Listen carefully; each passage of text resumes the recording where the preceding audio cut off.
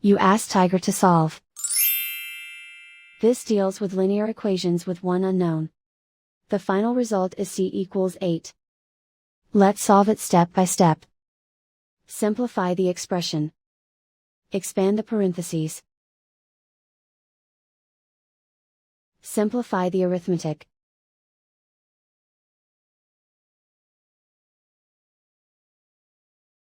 Swap sides.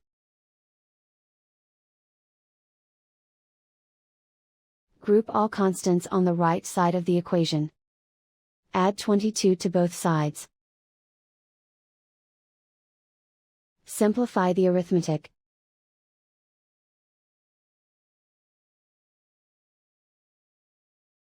Isolate the g.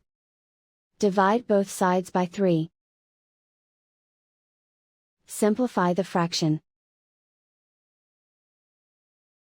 Find the greatest common factor of the numerator and denominator.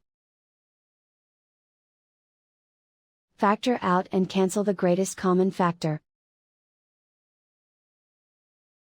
And so the final result is c equals 8.